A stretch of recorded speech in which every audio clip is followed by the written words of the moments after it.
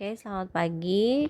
Kita ketemu lagi dalam kelas kimia dasar dan juga di channel saya. Kita hari ini akan mempelajari tentang materi berikut, yaitu mengenai hukum termodinamika 3. Hukum termodinamika 3 dia menyatakan bahwa entropi suatu kristal murni pada 0 derajat Kelvin itu sama dengan 0. Jadi kalau misalnya kristalnya murni, tidak ada defek, tidak ada cacat begitu, entropinya 0, berarti susunannya rapi dan keadaan susunan atom di dalam kristal tersebut atau molekul dalam kristal tersebut tersusun dengan nilai entropi sebesar 0.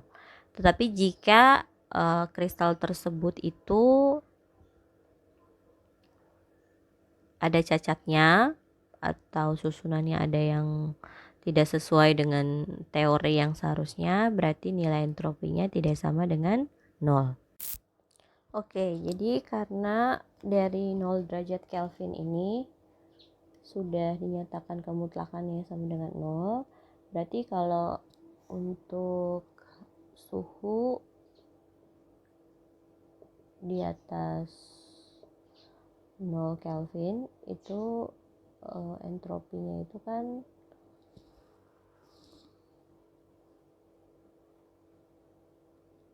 bisa ditentukan ya. Itu kan untuk setiap molekul. Jadi kayak misalnya untuk suhu 25 derajat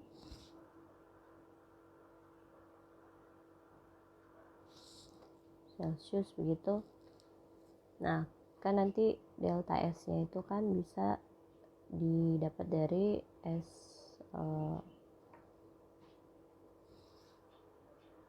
SF dikurang SI, dimana nilai SI ini kan inisialnya itu kan sama dengan 0 yang ini ya. Nah, jadi ini SF nya itu pada suhu 25 misalnya, ini derajat Celcius ya. Oke, jadi ketika nilainya itu pada 0 Kelvin kan untuk setiap kristal murni sama dengan 0. Jadi kalau setiap suhunya naik, kalau misalnya suhunya naik itu kan berarti pasti S-nya itu tidak sama dengan 0 ya. Jadi kalau untuk untuk suhu 25 derajat Celcius itu kita bisa dapat entropi mutlaknya, karena ini pasti kan sama dengan 0 ya, karena inisial, ini final, ini inisial. Jadi kalau inisialnya pada 0 Kelvin itu 0, berarti ketika dia pada suhu tertentu misalnya 25 derajat Celcius gitu ya, berarti kan 298 Kelvin, berarti nilai entropi untuk setiap molekul itu pasti mutlak gitu. Mengapa mutlak? Karena kan starternya kita sudah ketahui bahwa nilainya 0. Jadi ketika pada suhu di atas 0, pasti di atas suhu di atas 0 pasti nilai entropinya di atas 0 juga, karena semakin tidak beraturan, sehingga nilai entropi untuk setiap molekul atau atom itu bisa ditentukan secara mutlak. Jadi kalau nilai SF ini mutlak karena dia starternya sama begitu ya, sama dengan mutlak karena inisial atau starternya itu kita tahu dari 0. Tapi sedangkan untuk kayak delta U atau delta H itu dia kan tidak starternya dari 0, karena ada nilai, kalau H itu kan ada plus sama minus kan, tergantung reaksinya endotherm atau exotherm gitu kan. Kalau delta U tergantung kalor sama kerjanya seperti apa. Jadi sehingga kalau untuk entropi, nilai entropi untuk setiap molekul pada suhu tertentu, misalnya suhu 25, nilainya mutlak. Kenapa mutlak? Karena dia memiliki starter atau inisial entropi yang sama, yaitu dari 0 derajat Kelvin, nilainya 0. Nilainya sudah mutlak dari awalnya, sehingga ketika menentukan kepada suhu berikut, dia menjadi mutlak untuk setiap atom atau molekul di dalam kristal tersebut. A few moments later. Selanjutnya itu adalah energi bebas Gibbs. Tapi sebelum kita masuk ke bagaimana energi bebas Gibbs tersebut dan hubungannya dengan entropi, ya. Kita flashback dulu, kan kemarin delta S itu sama dengan delta S lingkungan ditambah delta S sistem ya, sistem ya. Nah, untuk reaksi spontan, berarti harus lebih dari 0 ya dong. Nah, untuk ke delta S lingkungan itu kita bisa melihat hubungannya itu delta S lingkungan itu kan minus dari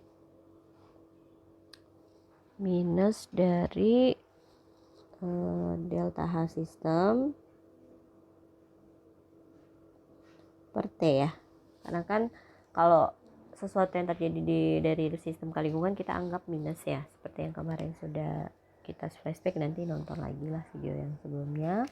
Berarti kita bisa membuat hubungan itu menjadi delta S sama dengan delta S sistem. Saya pindahin ke depan aja. Sistem itu dikurangi delta H sistem per T harus lebih dari 0 ya, begitu ya. Jadi untuk delta S atau delta S universe atau delta S alam semesta atau delta S keseluruhan itu sama dengan kan delta S lingkungan ditambah delta S dari si sistem, harus lebih dari 0 jika kita mau reaksinya spontan ya. Nah, kita menggantikan delta S lingkungan dengan nilai minus delta H sistem per T. Jadi di sini kita dapat bahwa untuk delta S keseluruhan atau universe atau alam semesta atau apalah istilahnya, itu kita bisa mendapatkannya dari dalam sistem itu dengan penjumlahan atau pengurangan antara delta entropi sistem dikurangi dengan entalpi per suhu dari sistem. Nilainya harus lebih dari 0 kalau kita ingin reaksinya spontan. Nah, kemudian kita kalikan untuk keduanya ini, kita kali dengan suhu, jadinya itu T delta S ya, sama dengan T delta S sistem dikurang delta H sistem ya, itu masih lebih dari 0 ya. Oke, jadi kalau misalnya saya mau rubah dia, saya mau ininya berubah, berarti kan harus dikali kiri dan kanan kan jadi minus ya. Ini dikali minus 1 terus jadi minus ya. Kan matematika kan kayak gitu. Jadi nanti jadinya kalau diubah tandanya atau kali negatif 1, berarti dapatnya minus T delta S sama dengan minus T delta S sistem ditambah delta H sistem kurang dari 0 ya.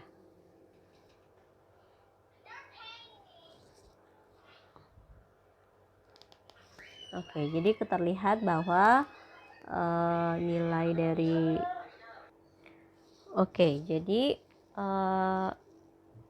saya rearrange atau susun ulang. Jadi minus T delta S sama dengan delta H atau entalpi sistem dikurang T dikali delta S sistem kurang dari 0 ya. Nah, ini rumusnya tuh mirip dengan energi bebas Gibbs yang rumusnya itu delta H kurang T delta S ya. Nah, berarti kalau hubungan antara penurunan yang di sini dengan delta G, berarti untuk delta G jika dia mau reaksinya spontan, berarti nilai delta G-nya itu harus kurang dari 0 atau bernilai negatif. Itu saya menurunkan dari hubungan antara entropi dengan energi bebas Gibbs saja. Seperti itu ya. Oke, untuk delta G ada 3 condition gitu ya yang kita bisa definisikan. Jadi untuk nilai delta G. Jadi di sini saya yang kosong mana ya? Di sini ya. Oke. Jadi ada 3 keadaan. Itu ya. Kalau delta G kurang dari 0 berarti dia spontan ya. Kalau delta G-nya sama dengan 0 berarti dia setimbang, berada dalam setimbangan gitu. Kemudian kalau delta G lebih dari 0 berarti dia tidak spontan.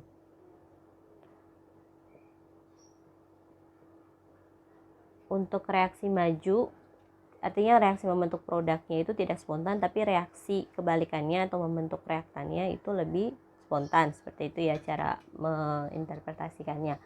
Jadi untuk delta G sama dengan delta H dikurang T delta S itu pada suhu tetap, atau istilahnya bisa apa sih, isoterm ya.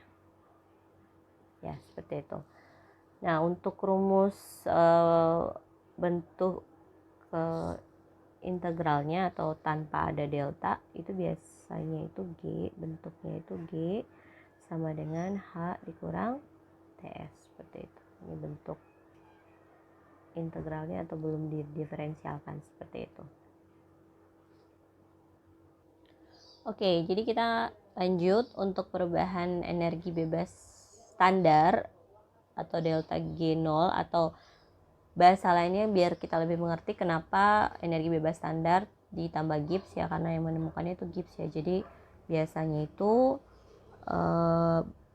dibaca bisa perubahan energi bebas Gibbs standar atau perubahan energi bebas standar saja. Itu untuk beberapa istilah-istilah yang harus dimengerti begitu ya. Jadi untuk perubahan energi bebas Gibbs standar dan energi bebas standar itu sama saja delta G0. Ada nolnya di atas gitu ya. Oke, untuk reaksi A ditambah B menjadi C dan D dengan masing-masing koefisien yang sudah tertera di situ dengan huruf kecilnya di depan itu, jadi ini koefisiennya. Terus untuk reaksi A, B menjadi C dan D itu untuk delta G standar atau perubahan energi bebas Gibbs standar atau perubahan energi bebas standar itu sama dengan sigma koefisien produk dikali dengan energi bebas standar dari produk. Jadi ini udah penjumlahan ya. Jadi penjumlahan dari perkalian energi bebas standar masing-masing produk dengan koefisiennya dikurang dengan penjumlahan dari perkalian koefisien dari si reaktan dengan energi bebas standarnya. Nah, di sini ada F. Sebenarnya bisa F, bisa apa saja gitu ya. Tapi di sini saya pakai GF karena formation, jadi pembentukan standar gitu ya. Jadi ditanya, Bu, kenapa tidak delta G0 saja? Ya bisa sih delta G0 lalu udah terlanjur tulis, tapi sebenarnya bisa. Kan ada reaksi bukan cuma formation ya, ada dissociation, ada apa begitu ya. Jadi udahlah daripada bingung, kita hapus saja. Oke. Jadi adalah penjumlahan dari koefisien dikali energi bebas standar dari produk dikurang penjumlahan dari perkalian koefisien dikali energi bebas standar dari reaktan. Jadi sama kayak kemarin entropi, pokoknya produk dikali koefisiennya dijumlahkan dikurang reaktan dikali koefisiennya dijumlahkan gitu. Jadi total dari kiri kanan biasanya biar gampang, kanan dikurang dari total yang dari kiri, seperti itu ya. Oke, jadi kalau untuk delta GF yang tadi saya tulis juga itu biasanya bawahnya ini subscriptnya ya, bukan subscriptnya itu selalu menunjukkan reaksi apa yang terjadi. Kalau F itu berarti kan formation, berarti pembentukan. Bisa juga kalau tergantung soal sih, kalau di pembentukan atau decomposition atau reaksi penguapan, reaksi peleburan, ya pokoknya tergantung lah ya, seperti itu. Oke, misalnya saya punya contoh di sini untuk reaksi grafit C karbon ya. Di situ saya dalam kurung grafik supaya ketahuan bahwa bentuknya itu solid begitu ya. Kemudian ditambah O2 bentuk gas menjadi CO2. Lihat dulu reaksinya. Reaksinya sudah setara? Ya, sudah setara. Di kiri C-nya 1, kanan 1, O-nya di kiri 2, di kanan 2. Berarti reaksi ini sudah setara gitu ya. Nah, kalau sudah setara kita langsung masukkan nilainya. Jadi dari reaksi ini kita mau cari tahu delta G 0 reaksinya itu berapa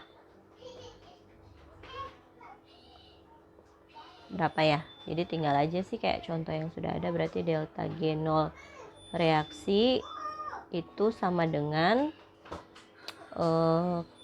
kanan dikurang kiri ya, biar gampang aja sih. Jadi N mol di kanan itu koefisiennya itu berarti 1 mol misalnya ya. Atau saya kalau belum tidak diketahui molnya, berarti saya 1 saja dikali delta G 0 F, karena ini reaksi pembentukan berarti bisa pembentukan CO2 ya. Berarti delta G 0 F nya dari si CO2 dalam bentuk gas itu dikurangi 1 dikali delta G 0 F dari si grafit atau si C itu ya, C ditambah 1 dikali delta G 0 dari si O2 ya. Oke, sebelum saya lanjut ke untuk aturan-aturan yang harus diketahui, bahwa untuk delta G pembentukan suatu, kalau C ini kan di sini dia jadi atom ya. Jadi untuk energi bebas pembentukan dari suatu atom atau unsur yang dalam alam itu dia stabil. Jadi seperti ini kan dia unsur ya. Kalau ini dia sudah molekul. Tapi di alam ini keduanya stabil. Berarti nilainya itu sama dengan 0. Seperti itu. Jadi nanti kayak misalnya ketemu O2 terus H2 begitu ya. Kemudian C atau Mg saja atau Na saja yang stabil di alam. Jadi kalau di alam bentuknya itu bentukannya seperti itu gitu kan. Kalau H itu hidrogen tidak bisa di alam, cuman H saja. Dia harus dalam bentuk diatomik H2 kan. Jadi gas H2. Sama juga kayak O gitu. Dia tidak bisa cuman O saja, dia dalam bentuk gas O2 seperti itu. Jadi untuk reaksi untuk energi bebas Gibbs atau energi bebas standar untuk reaksi ini, dia hanya dipengaruhi oleh ini. Berarti delta G 0 reaksi sama dengan delta G dari F dari CO2 dikali 1 koefisiennya. Oke, seperti itu. Oke, jadi untuk rumus energi bebas Gibbs atau energi bebas, ini ada delta G. Jadi ada 3 fungsi keadaan: energi bebas Gibbs, entalpi, sama entropi ya. Ditandai dengan adanya delta. Oke, jadi untuk ada 4 keadaan ya. Jadi kalau kita mau melihat misalnya untuk delta H dan delta S, bagaimana nilai delta G-nya, seperti itu ya. Oke, jadi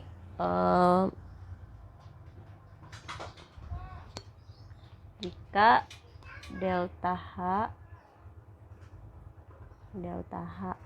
positif dan delta S-nya positif, berarti untuk nilai delta G-nya negatif itu hanya jika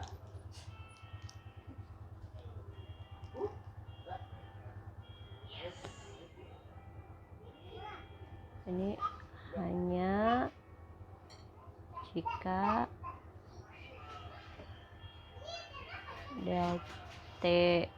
delta S-nya itu lebih besar dari delta H. Artinya T-nya itu tinggi ya. Jadi kalau untuk nilai delta G minus itu terjadi ketika misalnya si H sama S nya tuh entalpi sama entropinya sama-sama positif. Nilai delta G nya bisa spontan atau negatif hanya jika nilai dari T delta S nya itu lebih besar dari delta H ya. Logikanya seperti itu. Jadi harus pada saat suhunya tinggi. Oke, yang kedua, jika delta H positif terus delta S nya itu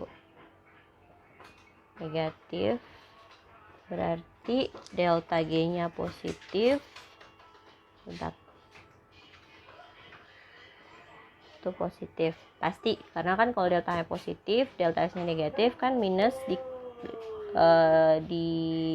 minus dari sini, ini kan minus hasilnya, di minus berarti hasilnya pasti minus, hasilnya pasti plus, berarti delta G nya pasti positif tanpa memperhatikan suhu.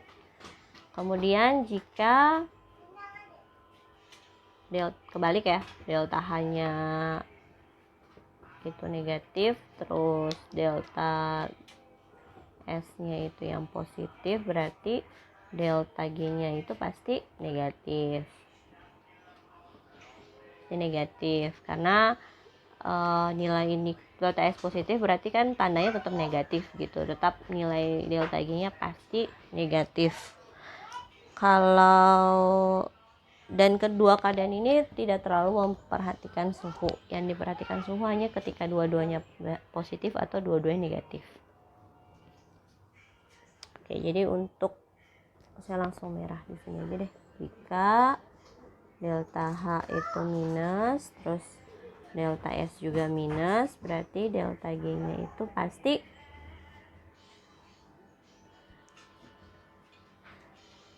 negatif jika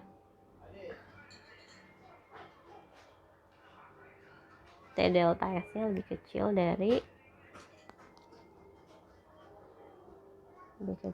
delta H. Berarti suhunya itu pada suhu rendah. Pada suhu rendah ya, seperti itu. Oke, untuk selanjutnya hubungan energi bebas Gibbs dengan kesetimbangan. Kan kita sudah tahu. Oke, untuk selanjutnya untuk energi bebas Gibbs dan hubungannya dengan kesetimbangan, kita mulai dulu dari rumus awalnya dulu ya. Untuk delta G kan sama dengan entalpi dikurang T delta S gitu ya. Kemudian untuk standar, kita bisa juga menghitungnya untuk semua standar. Jadi delta G standar sama dengan delta H standar dikurang T delta S standar saja, bisa sih. Tapi biasanya sih untuk keadaan standar itu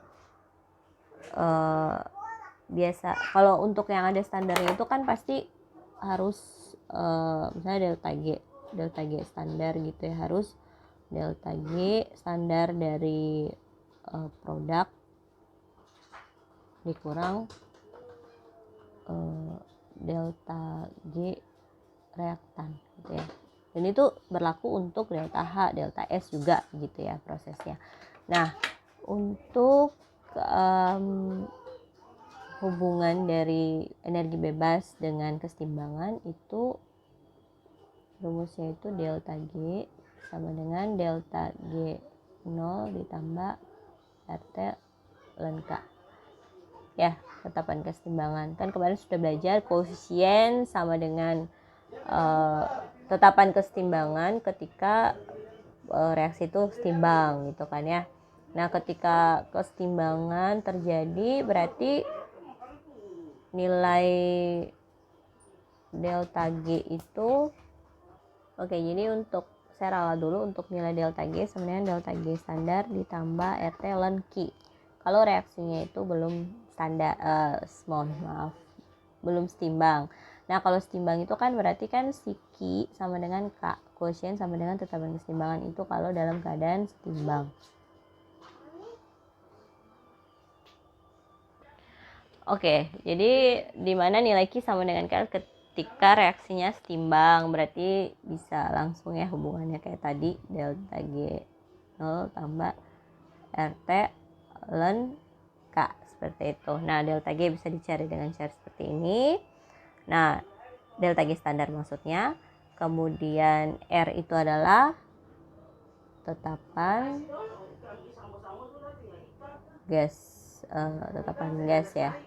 Jadi bisa 8,314 Joule per mol Kelvin, atau biasanya juga 0,0821 liter ATM per mol Kelvin, seperti itu ya. Oke. Nah, kalau misalnya untuk reaksi setimbang, berarti kan ketika reaksi itu kesetimbangan, tadi kita sudah sepakat sebelumnya bahwa nilai delta G-nya itu pasti kan 0.